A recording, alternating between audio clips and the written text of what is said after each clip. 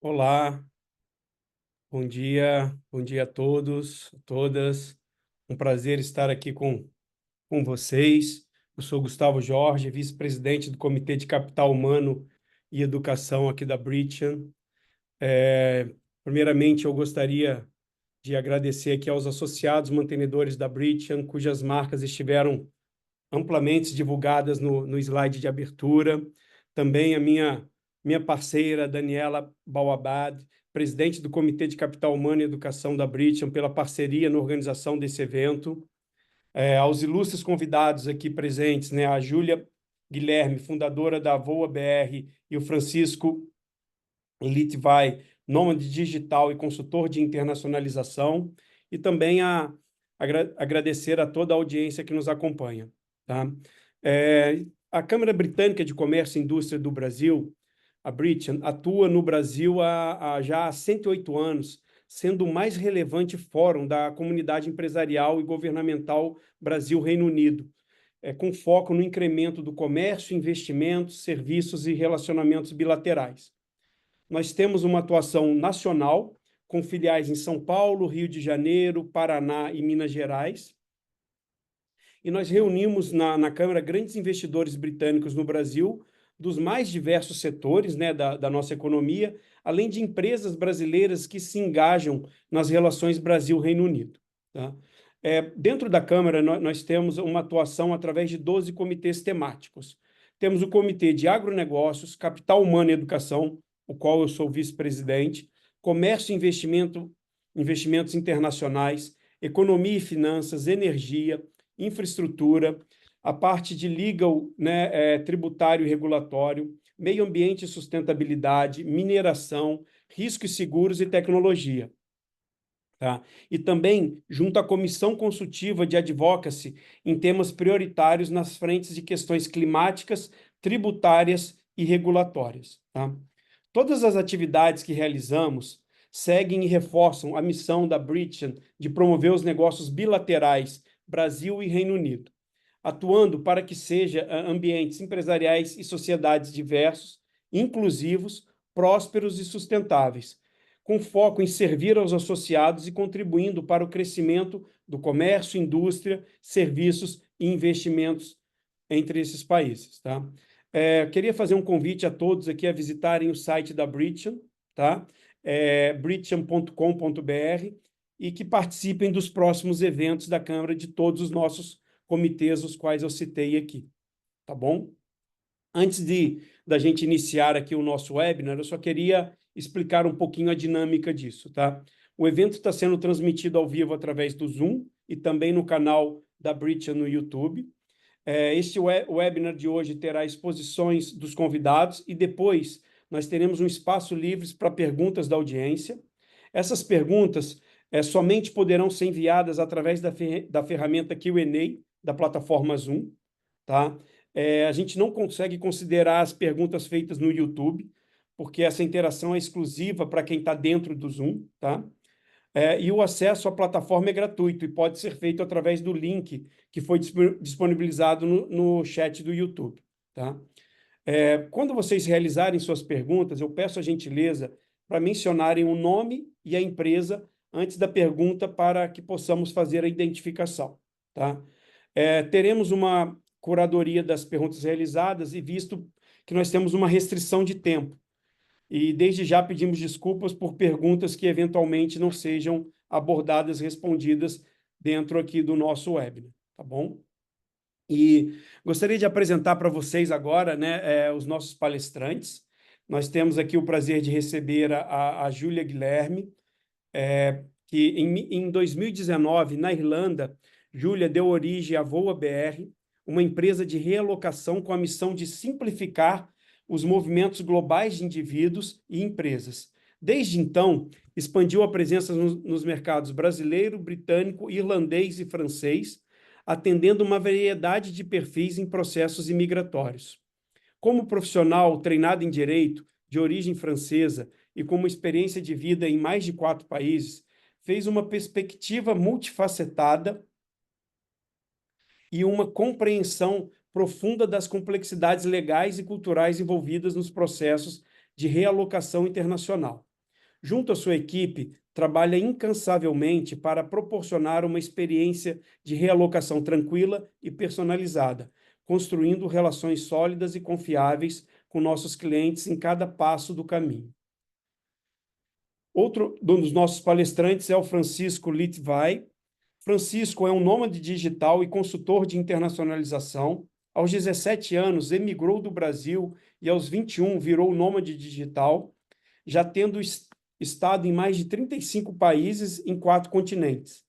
Ele é fundador da CIT, uma consultoria que já ajudou centenas de brasileiros a levarem sua vida e negócios para o exterior, incluindo ao Reino Unido. Tá? Gostaria agora de passar a palavra para a Júlia para iniciar o nosso bate-papo, aí, esse webinar com temas que eu acho hoje muito relevante nos dias de hoje, né, Júlia? Acho que a gente tem aí muita coisa para aprender com vocês, trocar experiências, e somos todos ouvidos aí para você e para o Francisco. Obrigado, Júlia. Muito obrigada pela apresentação. Bom dia a todo mundo que estão aqui. Não estou vendo vocês, mas é isso. A apresentação já foi feita aqui. Então, assim, a gente trabalha com mobilidade corporativa e também individual. O Francisco trabalha comigo há alguns anos e ele está mais da parte fiscal, da internalização das pessoas em forma tributária, e eu sou mais da imigração, no meu caso, e da realocação. Ou seja, a gente a VoaBR vai mais ajudando as pessoas a se legalizar num país e a se instalar mais tarde. Então, assim, hoje a ideia é realmente bater um papo livre, assim, sobre essas questões, sobre as trocas que podem existir entre o Brasil e a Europa, mais particularmente o Reino Unido, e ver um pouco as estatísticas. Como o Gustavo falou, é um assunto que é super relevante hoje em dia, especialmente desde a pandemia, porque teve um exodo de pessoas que vieram para a América do Sul, muita mão de obra que veio para cá por causa do trabalho remoto, entre outros. Tá?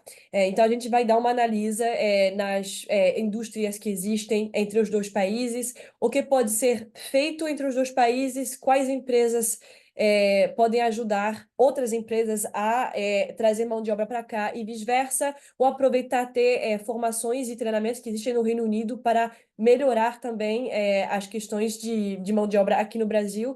Essas coisas todas assim, vamos ver estatística e tudo isso. Aí eu posso deixar o Francisco também se apresentar rapidinho e a gente vai começar. Oi, gente, muito prazer. Francisco Lito vai aqui. E é justamente o que a Júlia falou, assim, a gente trabalha de uma maneira bem complementar, cuidando tanto da questão migratória, de cidadanias, quanto também da fiscal e de negócios, de como estruturar os negócios entre os dois países, né? Acho que essa é uma parte também muito importante do trabalho internacional, de como que é realizado e como que a gente consegue realizar essa prestação de serviços, exportação, questão bancária entre os dois países, que é um tema complexo, mas que ao mesmo tempo é importante de entender para conseguir fazer os negócios. E nesse contexto de mobilidade, né, a gente fala também tem que mencionar o contexto tradicional, que é principalmente a nível de relocação de executivos, né, de pessoas que estão sendo enviadas para trabalhar dentro de empresas, no caso do Brasil para o Reino Unido, e esse contexto que a Júlia mencionou dos trabalhadores remotos, que em realidade surgiu mais nesses últimos 5 anos. Né? Não existia um visto, por exemplo, de nômade digital de trabalhador remoto, até a Estônia inventar, não tem nenhuma década atrás, e o Brasil recentemente, né, vindo seguir esse exemplo, e desde então não existe um número publicado, assim, uma estatística do governo de quantos foram emitidos, mas eu posso dizer, acho que a Júlia também vai concordar, de experiência assim, prática no chão, que o número de europeus que veio se mudar para o Brasil desde então deu uma bela multiplicada. Foi muito louco. Se a gente tem que falar de números assim, a gente vê que nos últimos 10 anos, só no estado de São Paulo, teve um aumento de 40% de mão de obra super qualificada, e em termos gerais, no Brasil inteiro, teve um aumento de 25% de estrangeiros vindo para morar no longo prazo no Brasil, o que é uma coisa gigante. E se a gente espalha esse número nos 10 últimos anos, a gente pode ver que, muito provavelmente, desde 2019, 2020, por aí que a pandemia começou, que foi assim um boom total no mercado de trabalho global, a gente tem a maioria desses 25% aí, né, desde então. Então é uma coisa super recente que lidou a mudanças jurídicas que criam meio que uma jurisprudência para as pessoas virem para cá. Então, de fato, temos esse visto digital nômade, tivemos bastante pedido também de pessoas vindo aqui investir. Então, assim, tanto que seja empresas ou pequenos empreendedores, a gente está tendo realmente muitas pessoas vindo para cá e procurando uma nova vida e procurando oportunidades também, né?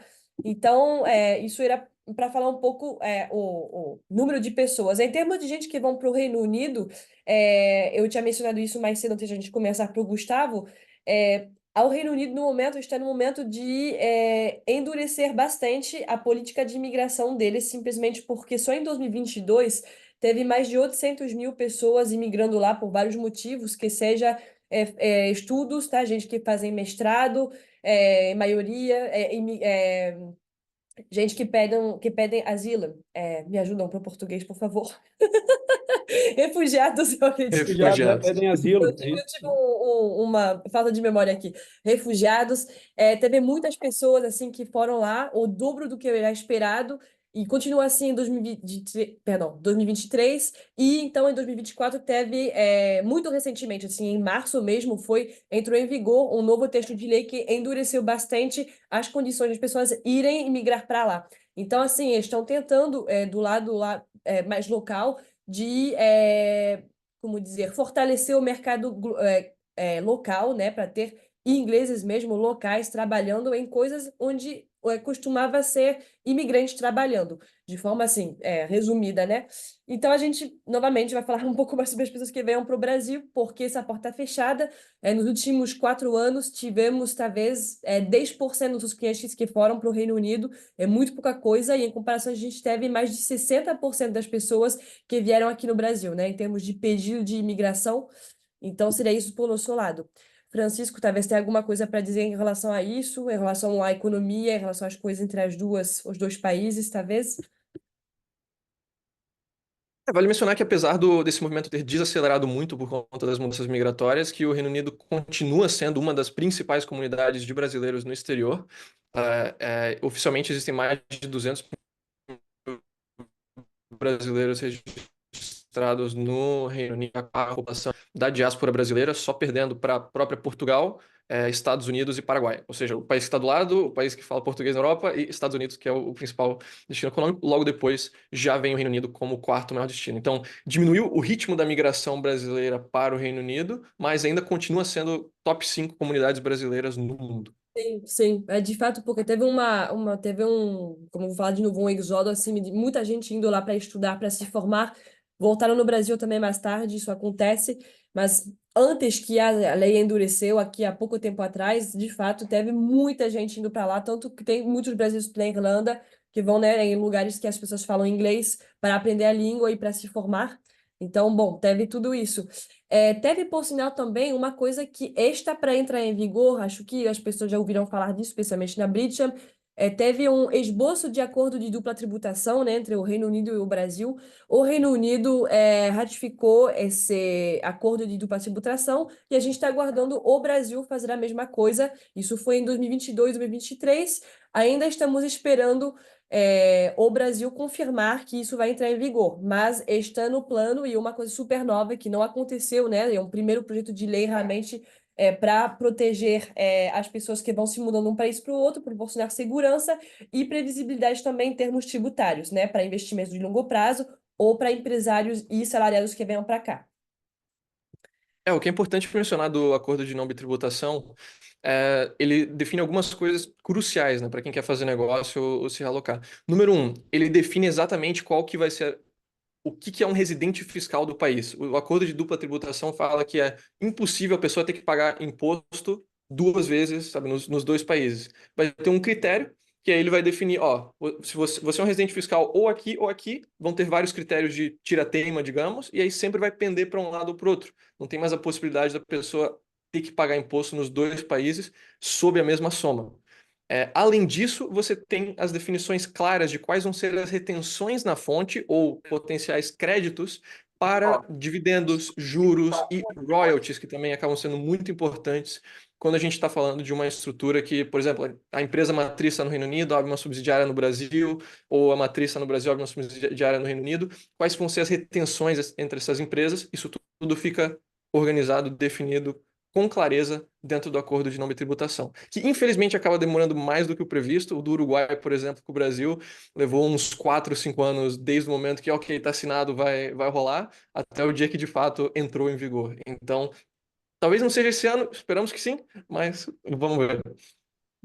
Sim, tomará, tomará. Seria bom, né? Porque no momento, assim, existe uma não comunicação, uma ausência de comunicação total entre os dois países, o que faz que existe a dupla tributação e também existe a possibilidade de ter lava-jato, saída fiscal, assim, evasão fiscal, digamos, né, entre os dois. Então, uma coisa bem importante, tomara que entre em vigor esse ano. É, sobre outro assunto que a gente queria tocar aqui, é sobre desafios e oportunidades para empresas, né, que vão fazendo se mudarem as pessoas de lá para cá, de cá para lá. A gente tem um montante assim de coisas que são fatores que poderiam dificultar ou facilitar essa transição.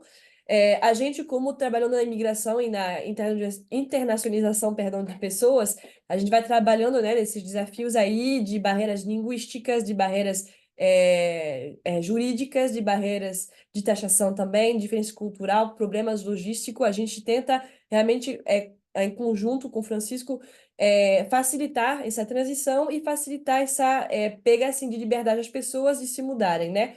Então, assim, a gente tem tudo uma logística preparada já, tanto para empresas do que para indivíduos. A gente sabe que o Brasil, por ser o maior país da América Latina, e hoje costumava ser a Argentina, hoje mais o Brasil, ele é como uma porta de entrada principal para o mercado sul-americano. Então, tem uma importância enorme ter pessoas que fazem a ponte, né, entre um lugar e o outro, que é um país ainda meio opaco, você falaria isso? Opaco, né, para pessoas que estão de fora, tipo fornecedores na Europa e tal, por exemplo, costumam não tocar ainda muito sobre o mercado da Latam, por ser extremamente único e complexo, né? Então a gente tenta facilitar essas coisas, é, e é isso, do meu lado. O Brasil ele tem algumas vantagens assim quando a gente pensa dentro da América Latina. Primeiro, o Brasil em si já é um mercado interno gigantesco, né? Só de abordar o mercado brasileiro já é uma missão enorme. Mas dentro do contexto da América Latina, o Brasil é um dos membros fundadores do Mercosul, né? E é um membro pleno. Então, existem facilidades, tanto burocráticas quanto fiscais, quando a gente fala de exportação de serviços, mas também exportação, digamos, de pessoas, né? Migração dentro do bloco é um trâmite facilitado, então se a pessoa está realizando negócios dentro da América do Sul, é mais simples depois ela fazer negócios com empresas do Chile, da Argentina, do Uruguai, do Paraguai, até não pensando somente do lado jurídico, mas também pensando no lado prático de transações, né? Existem já vários dessas empresas que fazem gateways de pagamento, por exemplo, para a empresa do exterior conseguirem cobrar em reais, que elas já agrupam esses países, digamos, no mesmo bloco. Então, muitas dessas empresas que oferecem soluções de pagamento, de folha de pagamento e de aceitação de métodos locais, elas já oferecem real, peso argentino, oferecem também Chile, Colômbia, enfim. O que acaba simplificando você conseguir centralizar tudo da sua operação dentro do mesmo provedor de pagamentos, ou às vezes dentro do mesmo banco que tem filial em vários lugares, né? Por exemplo, o Itaú tem filial no Paraguai também, tem filial no Uruguai também, tem filial no Chile também. Então, acaba sendo uma forma simplificada de fazer negócios dentro do continente. Uhum, totalmente, totalmente. Não, e uma coisa que, assim, várias empresas hoje têm essa pergunta, né, de, por que a gente se complexificaria a vida para trazer mão de obra para cá, ou para abrir um mercado no local que ainda a política e a economia não está certa, que é o caso, de forma geral e superficial, novamente, da América do Sul, do ponto de vista mais etnocêntrico, mais europeu. Mas realmente tem essa possibilidade, né, de uma grande diversificação da mão de obra, tanto do lado de cá que do lado de lá, perdão, acessou a novos mercados novamente, e um fortalecimento também de habilidade e conhecimentos, porque as competências que as pessoas vão, tanto soft skills que hard skills, que as pessoas vão desenvolvendo no Brasil, no Reino Unido, isso tem nada a ver, nada a ver, nada a ver. É uma coisa totalmente diferente já pela diferença de cultura que existe entre os dois países, mas também pelo jeito de ensinar, pelo jeito de praticar as coisas. Eu acho que existe uma super complementaridade em relação a isso e que o fato de misturar as equipes, o fato de criar uma equipe que seja super heterogênea, tanto para pequenas empresas do que para grandes empresas, é uma coisa que tem um benefício enorme na produtividade, na criatividade das pessoas e acho que vale a pena, de fato, dificultar um pouco o processo, talvez, e buscar pessoas um pouco além do horizonte das fronteiras locais, né? Para criar essa dinâmica dentro de uma empresa.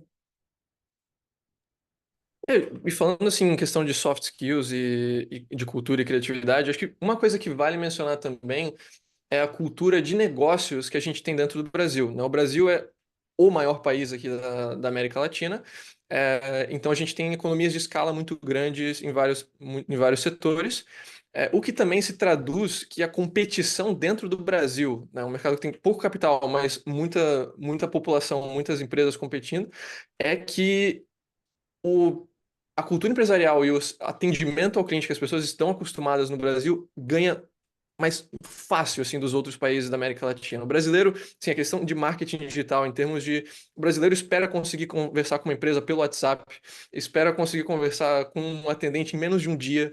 Ele está acostumado a um nível de serviço bem alto que eu já atendi vários clientes, mas vários clientes que eles tinham startups, empresas de tecnologia e tudo mais, que começaram no Brasil e aí expandia para os outros mercados latino-americanos, como México, como Panamá, como Argentina, etc. E trucidavam a competição, porque você vai em vários desses mercados e as pessoas estão acostumadas a, não, manda um e-mail, daqui a 4 dias talvez vai fazer algum follow-up. Às vezes o próprio cliente tem que fazer o follow-up porque ninguém responde. O cliente, tipo, eu quero te dar dinheiro, quero ser seu cliente. A pessoa não responde, né? Isso é algo que no Brasil o pessoal não dá essa bobeira, basicamente, sabe? A cultura brasileira é muito mais sangue Uhum. nos olhos em termos de atendimento ao cliente e vendas, e isso acaba traduzindo muito bem para expandir dentro do mercado latino-americano, assim. Eu tive vários casos práticos de clientes fazendo exatamente isso. Sim, sim. Não, então, é uma questão super interessante, né, novamente, de ver o que as empresas têm a ganhar de complexificar as coisas e realmente fazer esse esforço, né, de aceitar diversificar as equipes assim. É, muito medo que eles tenham, novamente, os problemas logísticos, e aí que a gente entra em jogo, né, a gente já conversou sobre esse acordo de dupla tributação, que provavelmente vai entrar em vigor daqui a pouco, tomará. A gente propõe juntos soluções assim feitas sob medidas para executivos e high-grade employees de empresas vindo do exterior que vão proporcionar um pacote inteiro assim de facilitação de transição de tributação de lá para cá. A gente oferece também integração cultural e a gente faz também alguma coisa que talvez não foi muito democratizada aqui no Brasil ainda, o que a gente chama de team bonding, que é uma coisa, a gente vai organizando atividades basicamente com terceiros, mas também na empresa in-house mesmo, onde a gente vai ajudando as equipes as equipes internacionais a se juntar e a trabalhar juntas. E a gente faz isso através de treinamento linguístico com todo mundo junto, a gente faz uma integração cultural até através de jogo de tábua, pode ser muita coisa assim. Pode ser uma coisa super diversa, mas realmente a ideia é quebrar o gelo e ver como que uma cultura vai aprender da outra e vice-versa no ambiente mais corporativo, que acho que é uma coisa fundamental, uma coisa que existe na Europa já há um tempo. Eu me lembro quando eu trabalhava em Londres ou na Irlanda, assim, mesmo em empresas de pequeno porte, ou as pessoas realmente da empresa faziam aquele esforço de, sei lá, levar uma equipe a fazer não paragliding, tipo zipline. Como que a gente chama isso, por favor? Tirolesa? A gente fazia tirolesa ou percurso nas árvores para a gente se ligar. E na equipe tinha pessoas do México, tinha franceses, tinha italianos, tinha irlandeses, americanos, tinha gente do mundo inteiro. E realmente, quando eu vi isso lá, eu pensei, gente, tem que trazer isso para o Brasil. Então a gente, entre outros, né? A gente tem mais de 40 serviços, se a gente junta o que o Francisco faz, o que eu faço. O Francisco faz isso em vários países do mundo, eu faço em alguns países da Europa e no Brasil, é em maioria hoje. Mas inclusive a gente perdão, inclusivimos isso Inclui? Hã? Inclui? Sim, hoje meu português está muito ruim, desculpa, gente. A gente incluiu aquilo nos nossos produtos porque é uma coisa central que ainda não existe, que realmente tem que tomar asas aqui. Isso tem a ver também com uma grande diferença que o Reino Unido é especialmente se a gente está falando de Londres, é um local muito cosmopolita, né? Então a porcentagem de pessoas que são de outros países é muito maior do que qualquer cidade brasileira. Você pega mesmo São Paulo, Rio de Janeiro, assim, é o quê? 97% brasileiro? A quantidade, sabe? Você estando no ambiente de trabalho brasileiro, a grande maioria das pessoas ali costuma ser brasileira também, né? Sim. Então, essa questão de juntar pessoas de diferentes culturas não é tão conhecido, por isso também é importante quando é realizado, né? Para não ficar algo distoante, Sim. as culturas das pessoas na empresa. É uma coisa que justamente a gente está tentando mudar, ou pelo menos participamos nessa mudança, né? Porque eu acho que o Brasil, é um ponto de vista pessoal, mas talvez vai fazer sentido para algumas pessoas aqui. O Brasil é um país que tem um potencial gigante, né? E que realmente necessita essas trocas aí, eu acredito. Aqui, para mim, assim, eu tô aqui há 6 anos, já morei em 4 países, como o Gustavo falou mais cedo. E eu nunca vi um lugar com tantos recursos em termos humanos, em termos naturais, que tem assim esse potencial enorme de trazer gente para cá e de é, nutrir o mercado local, né? Vou falar em nutrir porque eu não sei uma palavra melhor, mas realmente seria isso a ideia. Sim. Então, E é nutrir, é diga, Gustavo. nutrir. Isso. E isso às vezes também acaba esbarrando em problemas mesmo regulatórios, burocráticos, né? Infelizmente o Brasil tem muitos desses entraves.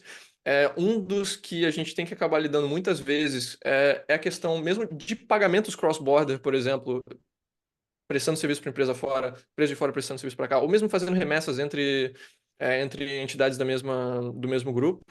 É a questão de que você enviando pagamentos para o Brasil em dólar ou em euro, alguma coisa assim, essas entidades que recebem do lado do Brasil precisam estar registradas junto ao Banco Central, né? Então você tem muitos provedores de pagamentos internacionais que simplesmente não enviam transferência de dólar ou de euro para o Brasil. E do outro lado também, muitas entidades, por exemplo, o Wise, clássico para pequenas startups, empresas, tudo mais, né? Qualquer empresa na Europa começou a abrir, vai abrir uma conta corporativa da Wise. No Brasil está disponível para pessoa física. Então, peraí, putz, como é que eu vou fazer agora para receber então dólar, euro com uma conta multimoedas? E aí tem que começar a explorar soluções que estão adaptadas ao Brasil, né? Do lado do Brasil, por exemplo, começaram a surgir algumas startups que são feitas justamente para isso, por exemplo, a Husky, a Payoneer também, uma que acaba sendo muito popular.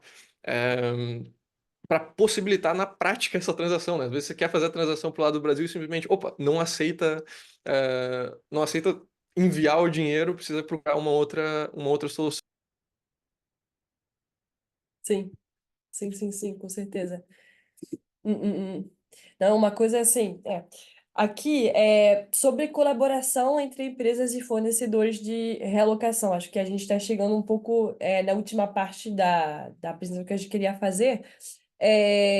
Como eu falei mais cedo, a gente oferece o pacote de serviços para empresas e a gente oferece também serviço sob medida para indivíduos, incluído então, né, essa parte cultural, a parte de imigração, que como o Francisco tinha falado, uma coisa que é uma grande barreira, né? Tem muitas pessoas que vêm para cá e que vão falar, bom, como a gente consegue se imigrar para cá, literalmente, porque o sistema visto de fora, ele é totalmente preto, assim, a gente não vê nada funciona de forma parecida na Europa, por exemplo, nos Estados Unidos é super diferente, então a gente tenta esclarecer esse ponto, a gente vai providenciando primeiramente um serviço, mas também um conhecimento para nossos clientes, né? A gente quer que a pessoa vire autônoma e tenha um conhecimento do país, do lugar, ao sair, ao terminar o serviço com a gente, né? Então, a ideia é que a pessoa possa se virar, por exemplo, para renovação de visto.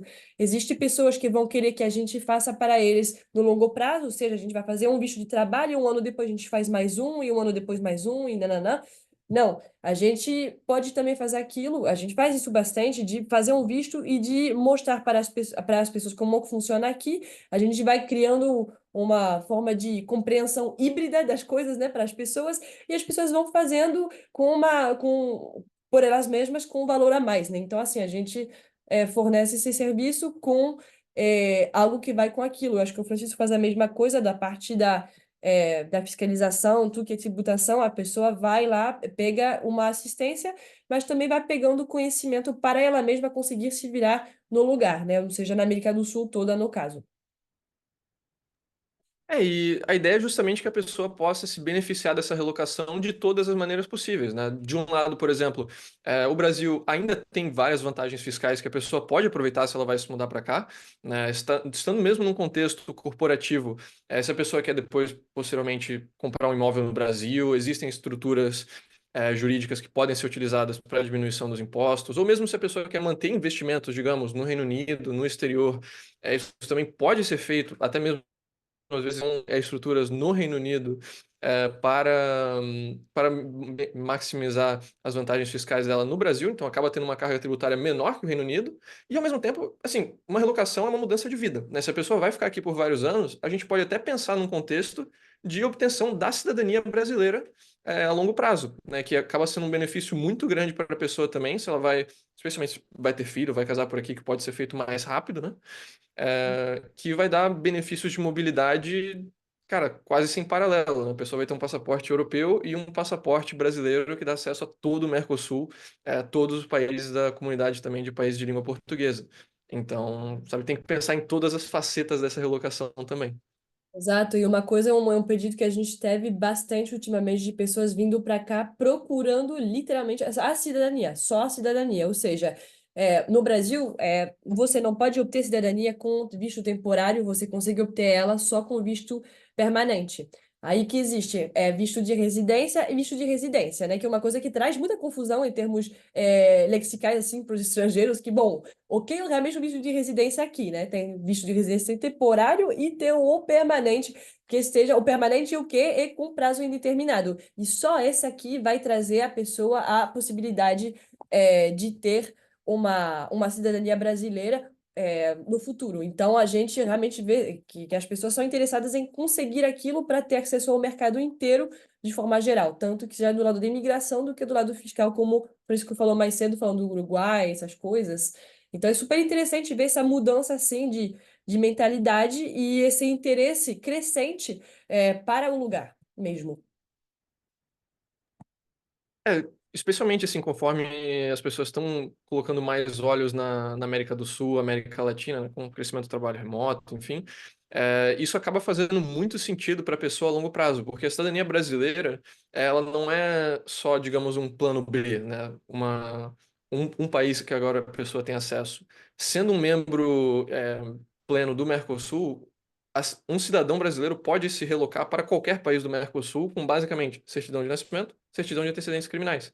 Né? Não precisa de investimento, não precisa de empresa, não precisa de Terminar qualificação sozinho, sem profissional. nada. Exatamente, exatamente. Acaba sendo um plano C, D, E, F, G, né? Ah, ok. Posteriormente quero fazer negócios no Uruguai, simples de ir. Quero me assentar em Santiago, Chile, por um tempo, também acaba sendo facilitado pelo passaporte brasileiro. Então, é um documento muito poderoso que às vezes nem o próprio brasileiro sabe dessas vantagens que ele tem. Sim, com certeza. Não, e assim, a gente deu esse nome, né, para o webinar de mobilidade corporativa, e a gente acabou falando só do lado humano, mas para mim, assim, eu acho que uma coisa é o assunto mesmo. Quando a gente fala de mobilidade corporativa, a gente fala de pessoas, a gente trabalha com pessoas, e realmente o que importa, afinal, é isso que aconteça. Eu costumava trabalhar com empresas de relocação super grandes, onde os salariados eram tratados um pouco como números, né? Como números de pessoas que, número um vai se mudar da Rússia para Paris, o número dois vai se mudar de Londres para Dubai, por exemplo. A gente aqui está tentando implementar uma dinâmica um pouco diferente, realmente focar na pessoa mesmo, como ser humano que está fazendo aquele movimento, né? Por isso que eu falo de mentalidade, de oportunidades, para as pessoas, que a gente fala sobre essa possibilidade de expandir o mercado para a América do Sul inteira, pelo Brasil também, tudo isso. Querendo ou não, toda migração, mesmo que seja uma migração a nível de trabalho, que a pessoa entende, ok, né, faz parte, É, ainda é uma migração de se separar, talvez, de família, de amigos, de uma rotina que a pessoa já tem. Então, pelo menos que esse processo seja o mais simples possível, com menos papelada possível, né, tendo a sua situação mais otimizada e mais organizada, que dê para fazer. sim, totalmente. Bom, então, acho que é isso pela apresentação. A gente poderia conversar sobre esse assunto de forma mais aprofundada durante horas e horas e horas, como já foi o caso algumas vezes. A gente tinha feito um podcast com o Francisco só sobre o Reino Unido de, acho que foi 1h30, 2 horas, talvez. Quase É, 2 horas, né? então, a gente poderia realmente fazer esse papo por muito tempo, o dia todo. Aqui realmente foi uma apresentação, né? Um pouco do jeito de pensar da gente, como a gente trabalha, o que existe entre os dois países, que também o conhecimento que a Britia já tem. Então, isso, se vocês têm alguma pergunta, alguma dúvida, que se querem bater papo com a gente, ficam à vontade para fazer as perguntas, ou para entrar em contato diretamente mais tarde também. Bom, excelente, Júlia, excelente, Francisco. Temos algumas perguntas aqui e gostaria de começar com uma primeiro aqui para você, Júlia. Quais são os principais desafios enfrentados por executivos e suas famílias, né, ao Hum, se deslocarem para trabalhar em um ambiente internacional dentro da sua experiência? Quais sim. são esses principais desafios? Uma coisa que não pode parecer como a primeira dificuldade é a questão de household goods. E é tão difícil que eu nem trabalho com isso, tá? A gente tem 35 serviços de realocação, exceto household goods, que é fazerem os móveis de uma pessoa se mudarem de um lugar para o outro.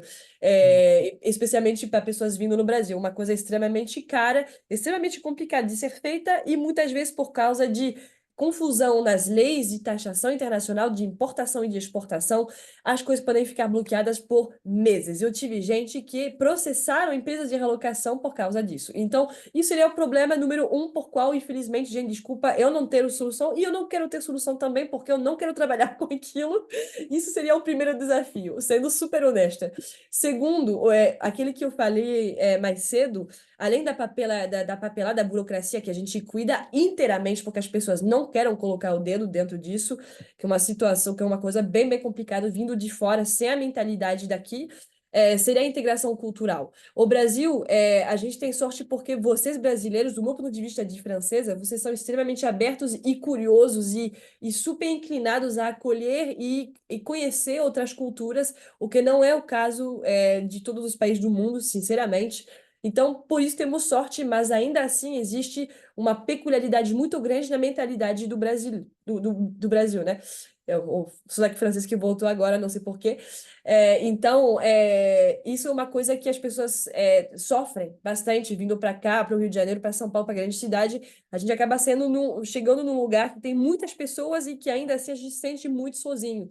Mesmo se tem essa abertura e tudo, existe uma dificuldade muito grande da pessoa de fora compreender e se adaptar realmente o jeito de funcionar aqui. Por exemplo, o fato de, sei lá, de não ter a mesma visão do engajamento, a mesma visão de negócios, ter um jeito de fazer aqui as coisas assim, os negócios de forma muito mais assertiva, que seria muito mais ligado para o soft skill lá fora, no Reino Unido, inclusive, por exemplo.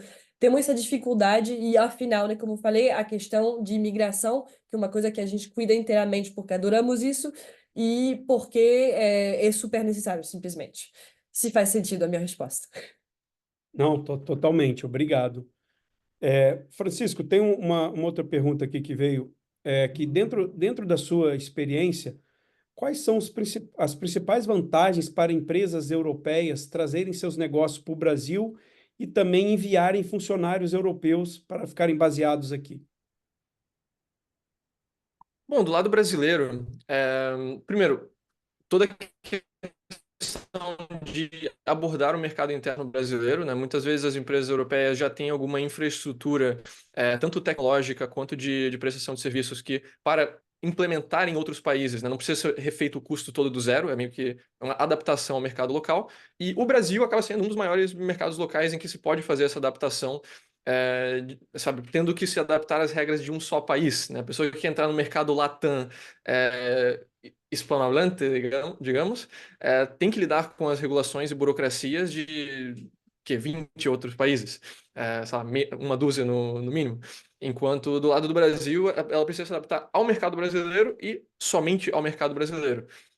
A nível fiscal, vale mencionar algumas vantagens também, né? O Brasil não é conhecido por ser um paraíso fiscal, algo assim, mas também traz incentivos, especialmente quando a gente está falando de empresas que vão estar no ramo de exportação, né? Se a pessoa quiser usar o Brasil como uma base para exportar tanto na empresa em indústria com exportação de produtos, quanto também na exportação de serviços.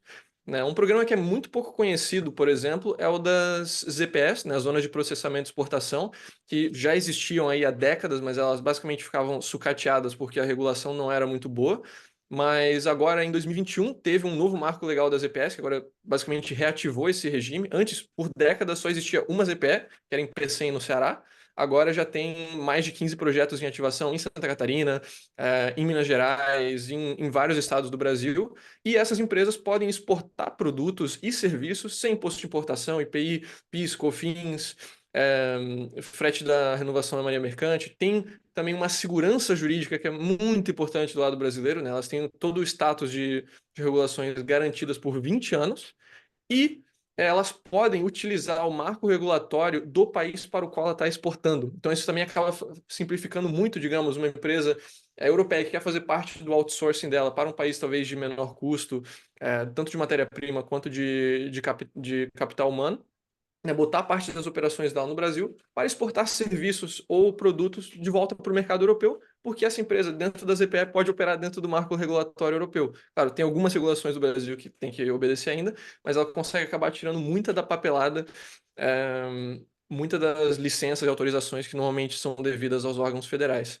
Então, acho que seria isso, tanto o atrativo do mercado brasileiro, quanto também de puxar esse regime especial das EPS, que acho que ainda está muito pouco divulgado nos mercados internacionais. Excelente, Francisco. Júlia, tem uma outra pergunta aqui para você. Como as empresas podem garantir uma transição suave para os executivos que estão se mudando para trabalhar em um novo país? O que você recomendaria para essas empresas tomarem assim como, né, faça esse check aqui antes de enviar um executivo para outro país? Então, se a gente tiver que fazer isso de forma cronológica, sim, o que é super necessário respeitar uma ordem, como você falou, seria primeiro avaliar as questões imigratórias. Como que a gente vai fazer e como é que a gente vai conseguir respeitar esse timeline da imigração primeiro. A pessoa, para nós, como uma empresa de relocação que faz quase tudo in-house ou com parceiros super próximos, como o Francisco, que é CEO da Asset, a gente não vai deixar uma pessoa chegar ilegal ou com uma situação bancal dentro de um país. Jamais isso vai acontecer. Então, a gente vai tentar respeitar aquilo de primeira. Segundo, a gente vai ver a questão fiscal, que aí eu não vou cuidar mais, porque eu sou lá mais do cavalo da imigração, mas o Francisco também pode fazer.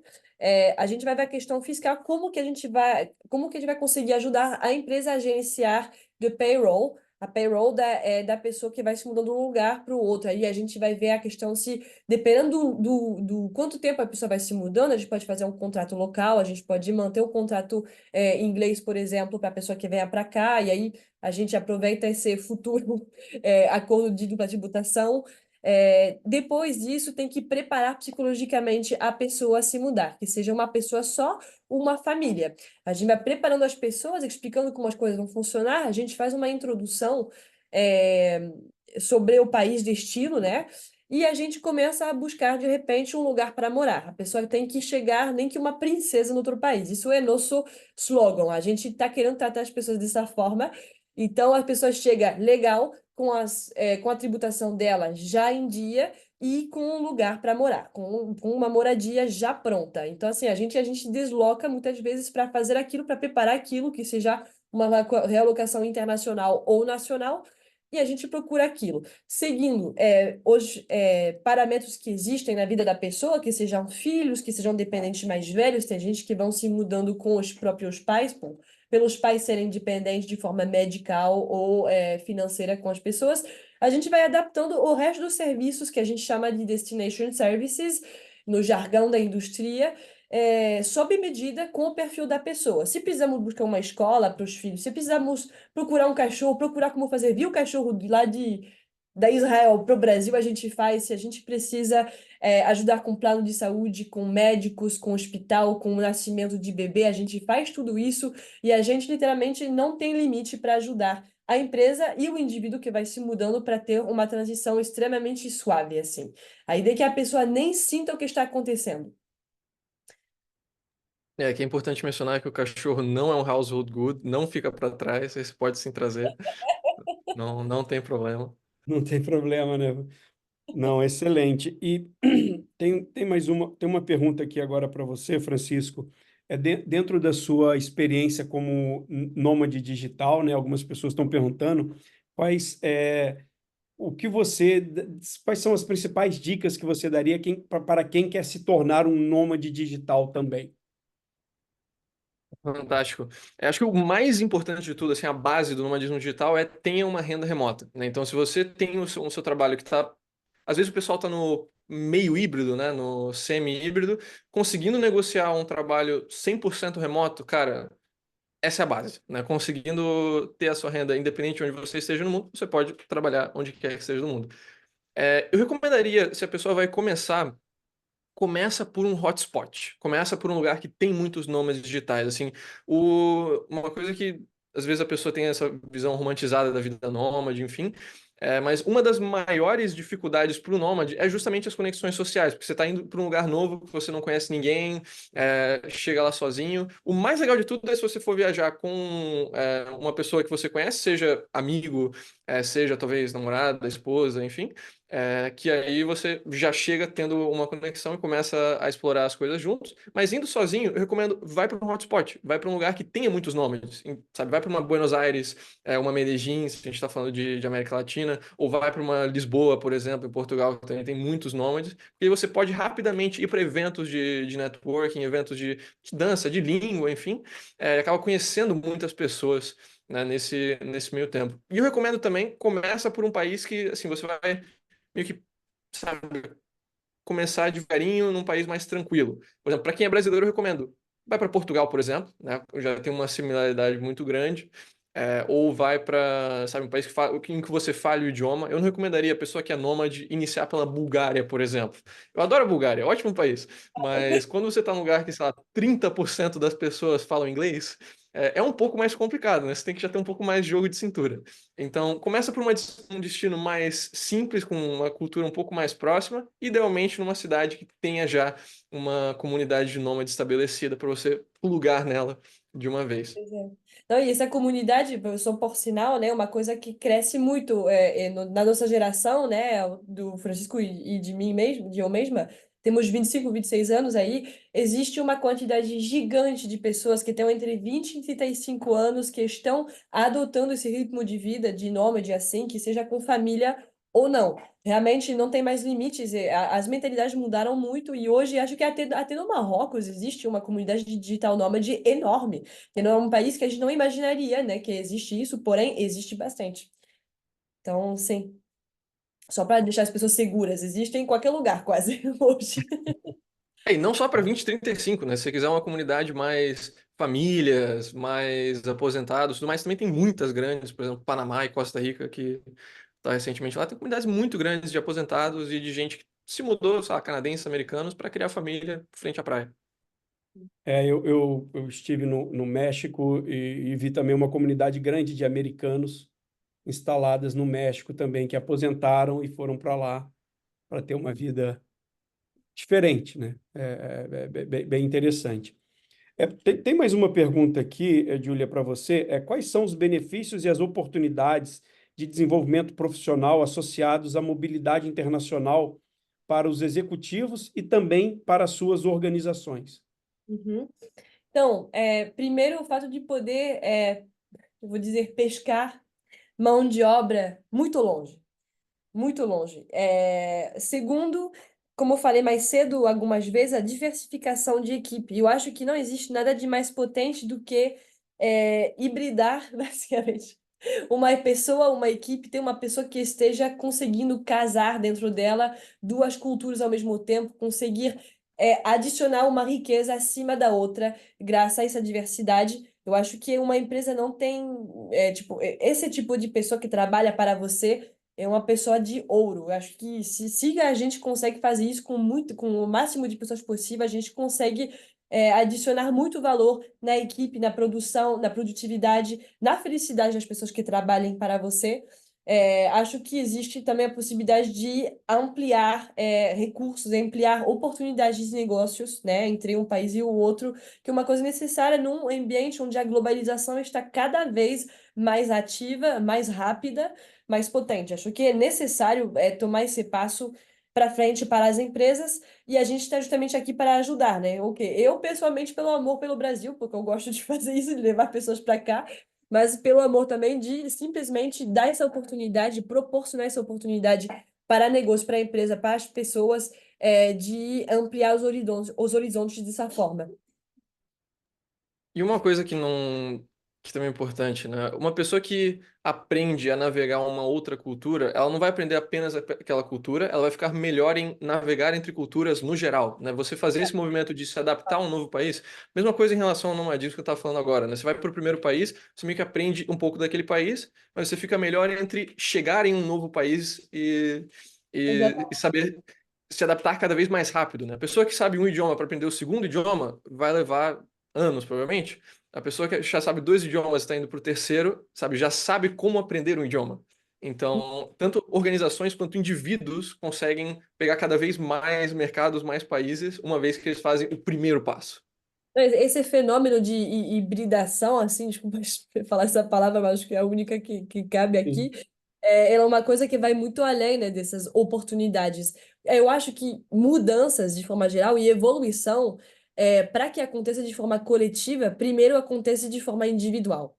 E a gente consegue trabalhar nesse ponto individual na indústria dentro de qual a gente se encontra. Então, assim, a gente dá muita importância a isso primeiro na cabeça da pessoa em si, né, para que depois esta mudança, essa evolução pessoal esteja ampliada para uma equipe, para uma empresa inteira, para um outro país, entendeu? A gente realmente tenta acompanhar esse movimento aqui, que é fundamental. Sem isso, não existe nada. Não existe mudança global se não existe mudança individual primeiro, eu acredito. Então, Eu acredito também que você tendo essa, né, tendo uma equipe híbrida, você também consegue fortalecer a cultura da organização, né? totalmente, Uma pessoa, totalmente. quando vem da matriz para outro país, ela traz a cultura que a matriz sempre coloca e consegue difundir isso e aprender também a cultura local, né?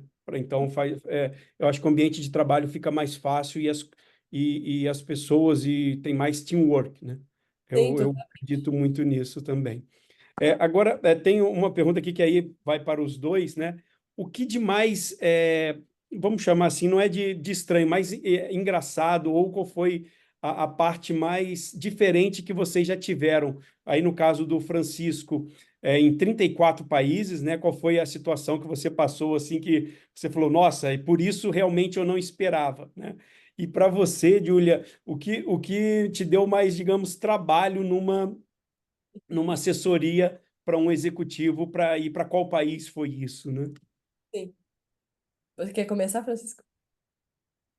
Pô, tô pensando aqui, acho que o mais complicado, assim, do meu lado foi que o nosso site está em português, né?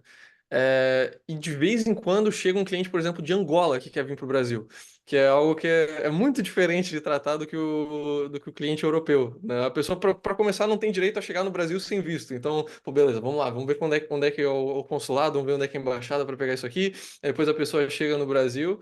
E essa interação, eu diria, com a África portuguesa de forma geral, eu também já fui algumas vezes, por exemplo, a São Tomé e Príncipe a negócios, e é muito engraçado como eles são, digamos, um país meio que alienígena, né? É África subsaariana, é um outro mundo, mas ao mesmo tempo é muito Brasil. Assim, é muito semelhante ao Brasil, tanto na forma que as pessoas falam, eles assistem, sei lá, novela brasileira, eles, sabe, sabem muito de Brasil porque vem televisão, a gente tem frutas que só tem no Brasil, tem lá também, porque os portugueses levaram. Então, esse intercâmbio, eu diria, com a África lusófona é algo muito engraçado. Assim, você tá ao mesmo tempo num país distante e exótico e ao mesmo tempo, nossa, me lembra casa. Não, não, excelente. Tem muitas coisas assim que a gente vai aprendendo, né? Mas a gente só aprende quando vai, né? A gente escutar é uma coisa, mas quando você vivencia, você tem essa experiência, é totalmente diferente, né? Sim. E você, Exatamente. Júlia? Então, eu consigo pensar em alguns casos aqui de executivos ou indivíduos, né, de forma geral, que queriam se mudar para outro país, que foi super desafiador. É, é quando a pessoa vem e não tem perfil jurídico que cabe em nenhuma caixa nenhuma. Em caixa nenhuma, perdão. A pessoa vem e fala, eu quero fazer X em tal lugar. Como que a gente faz? E a pessoa chega assim, aí seria mais caso individual, né? Não seria executivo diretamente. Aí a gente tem que buscar criar jurisprudência para conseguir executar o movimento da pessoa. Isso, para a pessoa que adora a lei e direito de forma geral, é uma coisa super interessante, mas também ultra desafiadora, porque não está contando com casos clássicos, a gente está contando com uma coisa que estamos criando, a gente está tentando, usando fatos, usando jurisprudência, usando a lei, criar uma possibilidade para alguém. Isso é uma coisa que é maravilhosa, desafiadora, mas muito boa.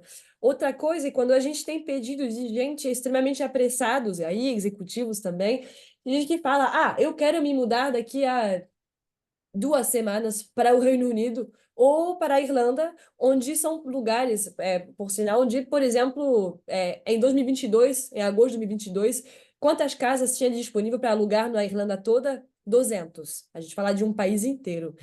E a gente tem que fazer a pessoa se relocalizar em 2 semanas, né? Então a gente tem que fazer tudo. Número de segurança social, achar casa, fazer o visto, tudo isso. E tem que fazer tudo. A gente aprende realmente a lidar com prioridade. A gente não tem hora de trabalho. Não trabalhamos entre 8 e 5 horas. A gente trabalha quando precisar. Se for muito cedo de manhã, vai ser muito cedo de manhã. Se for à noite, vai ser à noite. E a gente vai fazendo essas coisas dessa forma, assim. Por isso que eu falo bastante sobre esse serviço de sob medida, né? Então a gente vai lidando com as exigências, assim, com os requisitos das pessoas, de forma super, super flexível, super adaptada. E no caso, existe muitas pessoas que venham assim, executivo, né, que não tenham tempo de lidar com nada, que venham falando, gente, eu preciso de tudo isso, uma coisa impossível, num prazo extremamente curto. E a gente tem que se revirar, se colocar em 4, 8, 16 pedaços Sim. para conseguir fazer aquilo. Mas uma coisa que, novamente, eu amo no meu trabalho, isso acontece bastante. Especialmente durante a pandemia, a gente teve muitos casos de pessoas querendo se mudar em momentos que não dava nem para viajar de um país para o outro. Tivemos que achar soluções. Não, Aconteceu. Desse lado de criar jurisprudência, rapidinho, uma última anedota. Isso é algo que eu especialmente lido muito com as pessoas que lidam com criptomoedas, porque é um mercado completamente novo e a legislação da maioria dos países não está pronta para lidar com isso. Então, quando essa pessoa que tem renda de criptomoedas quer abrir uma conta bancária, o banco, o que que é isso? Ou quer abrir uma empresa e precisa mostrar um comprovante de renda, o que que é isso? Então, sempre tem que pensar como que vai estruturar, como que vai organizar isso. Não, vamos talvez abrir uma empresa, integralizar suas criptomoedas lá, aí você se distribui um dividendo e a sua renda é dividendo da sua empresa, não é o ganho dessa criptomoeda meme coin ali que ninguém conhece. Então, é um Ah, caso desafiador também. Sim, por isso que a gente gosta de trabalhar juntos, eu acho, porque a gente compartilha primeiro essa paixão do lado humano, mas também esse lado de resolver problemas de forma positiva, né? De se quebrar a cabeça para conseguir achar uma solução num lugar onde está impossível. Isso, não. Excelente. Pessoal, infelizmente estamos chegando ao final aqui do nosso webinar. Foi, poxa, um prazer falar com você, Júlia, com você também, Francisco. Queria agradecer vocês, né, por passar tanto conhecimento para a gente aqui. A gente sabe que foi num espaço de tempo curto, mas quanta coisa nós podemos aprender com vocês. É claro que ficam mais dúvidas, né, mas e quem não conseguiu acompanhar totalmente aqui, a gravação desse evento está disponível no canal da Britian no YouTube e convidamos a todos a compartilharem o link com seus contatos, né? para que todos possam ter acesso a esse excelente bate-papo aqui entre a Júlia e o Francisco. E também confiram a agenda dos próximos eventos da Câmara Britânica no nosso site aí, tá bom? Mais uma vez, Júlia e Francisco, muito obrigado e contem com a Câmara Britânica aí para fazerem excelentes negócios entre Brasil e Reino Unido. Obrigada. Muito obrigado, Gustavo. Foi um prazer. Mundo.